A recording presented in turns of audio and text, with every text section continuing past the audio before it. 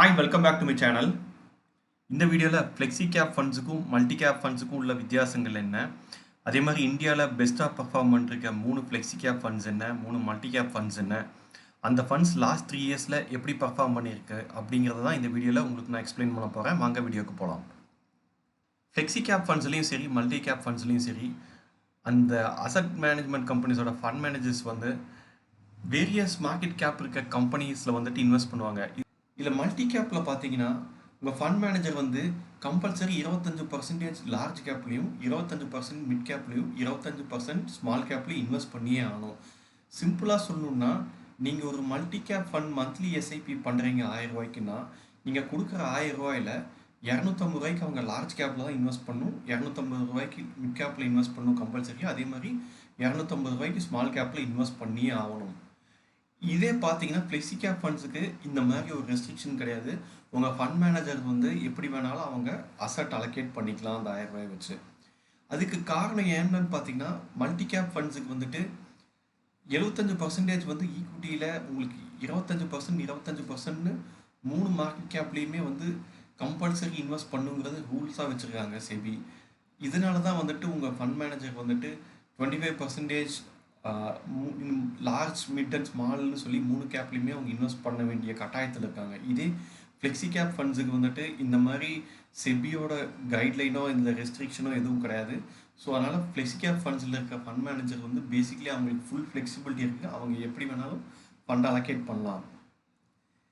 இதில் multi cap ஃபண்ட்ஸ்லேயும் சரி flexi gap ஃபண்ட்ஸ்லேயும் சரி 2 ஃபண்ட்ஸ்லேயுமே வந்துட்டு ரிஸ்க்குங்கிறது இருக்குது. எப்படின்னா மல்டி கேப் ஃபண்ட்ஸை பொறுத்த வரைக்கும் இதில் உங்களுக்கு 25% வந்து கம்பல்சரி மிட் கேப்லேயும் 25% வந்து கம்பல்சரி ஸ்மால் கேப்லேயும் இன்வெஸ்ட் பண்ணியே ஆணுங்கிறது கட்டாயங்கிறதுனால சப்போஸ் நாளைக்கு ஒரு பெரிய மார்க்கெட் கிராஷ் ஆகுதுன்னா ஃபஸ்ட்டு அதிக அளவுக்கு கரெக்டாகிறது ஸ்டாக்ஸ் எதுவாக இருக்குன்னு பார்த்தீங்கன்னா small cap stocks followed by mid gap.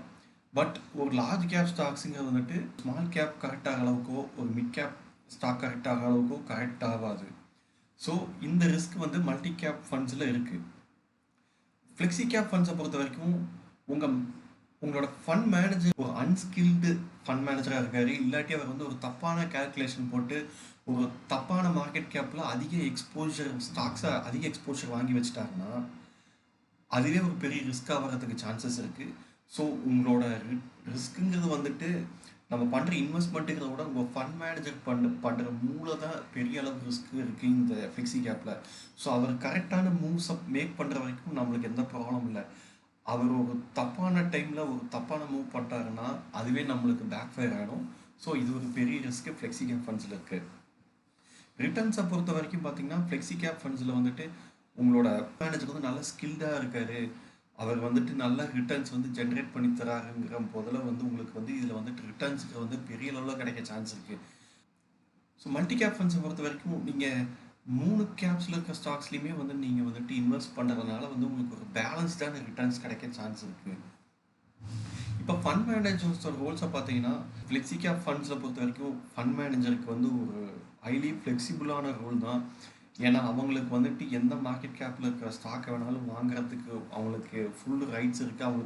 அவங்களுக்கு எந்த ஒரு செபி ரெஸ்ட்ரிக்ஷனோ கைட்லைனோ எதுவும் இல்லைங்கிறனால வந்து அவங்களுக்கு ஒரு ஃப்ரீ ஹேண்ட்ஸ் கொடுத்துருக்காங்கன்னு சொல்லலாம். ஸோ ஃபண்ட் மேனேஜரை பொறுத்த வரைக்கும் இந்த ஃப்ளெக்ஸி கேப் ஃபண்ட் மேனேஜ் பண்ணுற ஃபண்ட் மேனேஜருக்கு வந்துட்டு அவர் நல்லா ஃப்ரீயாக அவங்களால வந்துட்டு அவங்களோட போர்ட்ஃபோலியோவை மாற்ற முடியும், எப்போ எப்படி வேணாலும் வந்து அவங்களால மாடிஃபையும் பண்ணிக்க முடியும். இதே மல்டி கேப்பை பொறுத்த வரைக்கும் அவங்களுக்கு ஒரு ஃப்ரீ ஹேண்ட் கிடையாது. அதான் அவங்களுக்கு வந்துட்டு பெரிய லெவலில் ஏர்ன் பண்ணி கொடுக்குற கெப்பாசிட்டி இருந்தாலும் அவங்களால வந்துட்டு பெரிய அளவு அசட்டால் வந்துட்டு நினச்ச இடத்துக்கு அலோகேட் பண்ண முடியாது. அதாவது நீங்கள் கொடுக்குற 1000 ரூபாயில் 250 large cap, 250 mid cap, 250 small கேப்னு அவங்க வந்துட்டு இன்வெஸ்ட் பண்ணதுக்கப்புறம் பாக்கி ஒரு 250 இருக்குது. ஸோ அந்த 250 ருபீஸை மட்டும்தான் இந்த மல்டி கேப் ஃபண்ட் மேனேஜர் வந்து என்ன மார்க்கெட் கேப்பில் இருக்க ஸ்டாக்கில் வந்து அதிக எக்ஸ்போஷர் வச்சுக்கணும்னு நினைக்கிறாரோ ஸோ அதில் அந்த லிமிட்டட் அமௌண்ட்டை வச்சுக்கிட்டு மட்டும்தான் அவங்களால பண்ண முடியும். இது யாருக்கெல்லாம் இது சூட்டபுளாக இருக்கும் இந்த ஃபண்ட்ஸ்ன்னு பார்த்தீங்கன்னா மல்டி கேப் ஃபண்ட்ஸை பொறுத்த வரைக்கும் யாரெல்லாம் வந்துட்டு ஒரு டைவர்சிஃபைடு மியூச்சுவல் ஃபண்டு வச்சுக்கணும்னு நினைக்கிறவங்களோ அவங்களுக்கு இது யூஸ்ஃபுல்லாக இருக்கும். ஏன்னா வந்து அக்ராஸ் ஆல் கேப்ஸ் ஸ்டாக்ஸ் வந்து உங்களோட அந்த மல்டி கேப் ஃபண்டில் இருக்குங்கும்போது உங்களுக்கு வந்துட்டு தனித்தனியாக இண்டிவிஜுவலாக அந்த ஸ்டாக்கை வாங்க முடியாட்டி கூட வந்து நீங்கள் மல்டி கேப் ஃபண்ட் ஒன்று வாங்கினீங்கன்னா உங்களுக்கு நிறையா கேப்பில் இருக்க நிறைய ஸ்டாக்ஸ் உங்களோட கேப் ஃபண்டில் இருக்குங்கிறது.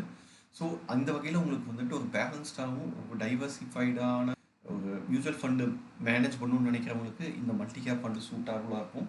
இதே ஃப்ளெக்ஸி கேப் ஃபண்டு வந்துட்டு ஃப்ளெக்சிபிளான ஒரு ஃபண்டை மேனேஜ் வச்சுக்கணும்னு நினைக்கிறாங்களோ, எப்படி வந்து தன்னோட அசட்டை வந்துட்டு நான் கொடுக்குற 1000 ரூபாய் வந்து டைனமிக்காக வந்துட்டு அலோகேட் பண்ணி அசட் அலோகேட் பண்ணி நல்லா ப்ராஃபிட் எடுக்கணும்னு நினைக்கிறாங்களோ அவங்களுக்கு இந்த ஃப்ளெக்ஸி கேப் ஃபண்ட்ஸ் வந்து யூஸ்ஃபுல்லாக இருக்கும். இப்போ உங்களுக்கு ஒரு சின்ன டேட்டா காட்டுறேன். இந்தியாவில் இருக்கிற ஃப்ளெக்ஸி கேப் ஃபண்ட்ஸோட மொத்த அசட் அண்டர் மேனேஜ்மெண்ட் வேல்யூ எவ்வளோன்னு பார்த்தீங்கன்னா 3,50,000 கோடியாக இருக்குது. இதே மல்டி கேப்போடது பார்த்தீங்கன்னா அசட் அண்டர் மேனேஜ்மெண்ட் வேல்யூ வந்து 1,24,000 கோடியாக இருக்குது. டோட்டலாக 38 ஃப்ளெக்ஸி கேப் ஃபண்ட்ஸ் வந்து இந்தியாவில் இருக்குது. இதே பார்த்தீங்கன்னா மல்டி கேப் ஃபண்ட்ஸை பொறுத்த வரைக்கும் வெறும் 24 தான் இருக்குது. இந்த டேட்டா பார்த்தீங்கன்னா தெரியும் கிளியராக. ஃப்ளெக்ஸி கேப் ஃபண்ட்ஸில் அதிக எக்ஸ்போஜர் எதில் வச்சுருக்காங்கன்னு பார்த்தீங்கன்னா 60.3% லார்ஜ் கேப்லேயும் 18.5% மிட் கேப்லேயும் 50.56% ரொம்ப கம்மியான எக்ஸ்போஜர் மட்டும்தான் ஸ்மால் கேப்பில் வச்சுருக்காங்க. இதே மல்டி கேப்போடது பார்த்தீங்கன்னா 43.1% தான் லார்ஜ் கேப்பில் வச்சுருக்காங்க. வேறஸ் மிட் கேப்பில் 24.3%, ஸ்மால் கேப்பில் 28.5% வச்சுருக்காங்க. ஸோ இதுலேருந்தே கிளியராக தெரியுது உங்களுக்கு வந்துட்டு ஃப்ளெக்ஸி கேப் மாதிரி மல்டி கேப் ஃபண்ட்ஸ்னால வந்துட்டு ஒரு 60% 70%ங்கிற எக்ஸ்போஜர்லாம் வந்து லார்ஜ் கேப்பில் வைக்கவே முடியாது. ரீசன் ஏன்னா அந்த 75% ஆஃப் அசட் வந்து ஈக்குவலாக டிஸ்ட்ரிபியூட் பண்ணுங்கிறது. மேக்ஸிமம் மல்டி கேப் ஃபண்டில் 50% மட்டும்தான் அசட் அலோகேட் லார்ஜ் கேப்பில் பண்ண முடியும். ஏன்னா நீங்கள் மற்ற 2 கேப்லேயும் 25 நீங்கள் செக்ரிகேட் பண்ணும்போது பாக்கி இருக்க 25% நீங்கள் லார்ஜ் கேப்பில் போடும்போது 50 தான் போட முடியும். பட் இதே ஃப்ளெக்ஸி கேப் பார்த்தீங்கன்னா 80% கூட அவங்களால லார்ஜ் கேப்பில் போட்டுட்டு 10% மட்டும் அவங்களால வந்துட்டு மிட் கேப்லேயும் ஸ்மால் கேப்லேயும் போட முடியும். என்னதான் இந்த டேட்டா பார்க்கும்போது நம்மளுக்கு வந்துட்டு ஃப்ளெக்ஸி கேப் தான் வந்துட்டு பெஸ்ட்டாக இருக்குது, மல்டி கேப் வந்துட்டு ஃப்ளெக்ஸி கேப் அளவுக்கு இருக்காதுங்கிறது தான் நினைக்க தோணும். பட் ரியாலிட்டி அது கிடையாது. இந்தியாவில் பெஸ்ட்டாக பர்ஃபார்ம் பண்ணுற 3 ஃப்ளெக்ஸி கேப் ஃபண்ட்ஸும் 3 மல்டி கேப் ஃபண்ட்ஸையும் இப்போ நான் கொடுத்துருக்கேன். இதோட ரிட்டர்ன்ஸையும் நான் இப்போ நம்ம கம்பேர் பண்ணி பார்க்கலாம். இதுலேருந்து கிளியராக தெரியும் ஃப்ளெக்ஸி கேப் வந்து மல்டி கேப்போட பெஸ்ட்டுங்கிறது ஒரு மித்துங்கிறது. வரைக்கும் HDFC AMCயும் அதே மாதிரி கோட்டக் செக்யூரிட்டிஸும் தான் வந்துட்டு இந்தியாவிலே டாப் 3 ரிட்டர்ன்ஸ் தர பெஸ்ட்டு ஃப்ளெக்ஸி கேப் ஃபண்ட்ஸை மேனேஜ் பண்ணுற ஏஎம்சிஸாக இருக்காங்க. இதே நிப்பான் AMC, SBI செக்யூரிட்டிஸ் அப்புறம் HDFC AMCஸ் தான் பெஸ்ட்டு பர்ஃபார்மிங் மல்டி கேப் ஃபண்ட்ஸை மேனேஜ் பண்ணுற ஏஎம்சிஸாக இருக்காங்க.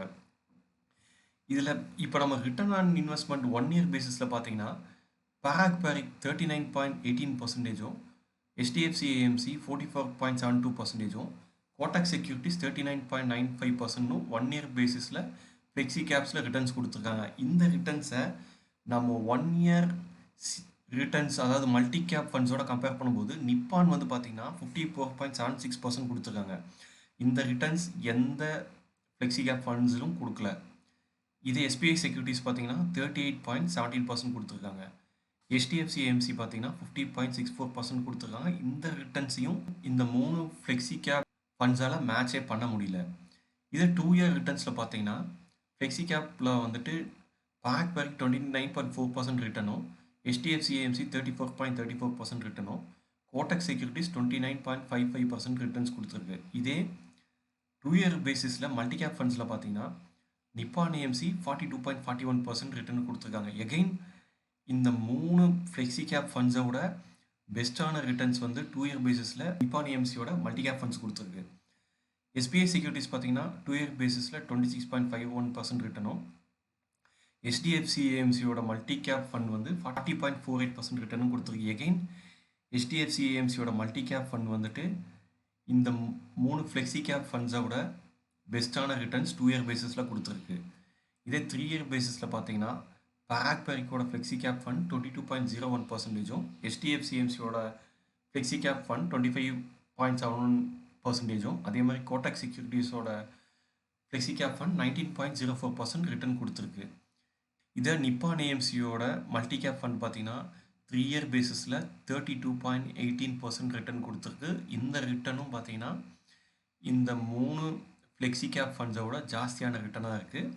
எஸ்பிஐ செக்யூரிட்டிஸும் HDFC ஏஎம்சியும் இந்த ஃபண்டை வந்து லான்ச் பண்ணி 2 இயர்ஸ் தான் இருக்குது. ஸோ அதனால் 3 இயர்ஸ் ரிட்டர்ன்கிறது கிடையாது. ஸோ இதை பார்க்கும்போது நம்மளுக்கு கிளியராக ஒரு பிக்சர் தெரியுது. ஃப்ளெக்ஸி கேப் ஃபண்ட்ஸும் சரி, மல்டி கேப் ஃபண்ட்ஸும் சரி, நல்ல ரிட்டர்ன்ஸ் தான் கொடுத்துருக்கு. இந்த நம்பர்ஸ் நல்ல நம்பர்ஸ் தான், அதில் எந்த டவுட்டும் கிடையாது. என்னை பொறுத்த வரைக்கும் இந்த 2 ஃபண்ட்ஸுமே பெஸ்ட் ஃபண்ட்ஸ் தான். ஸோ ஐ ஹோப் இந்த அனாலிசிஸ் உங்களுக்கு யூஸ்ஃபுல்லாக இருக்கும்னு நினைக்கிறேன். இந்த வீடியோ பற்றி உங்களோட கருத்துக்களை மறக்காமல் கமெண்ட் செக்ஷனில் சொல்லுங்கள். மீண்டும் வேற ஒரு வீடியோவில் சந்திக்கலாம். அது வரைக்கும் பபாய்.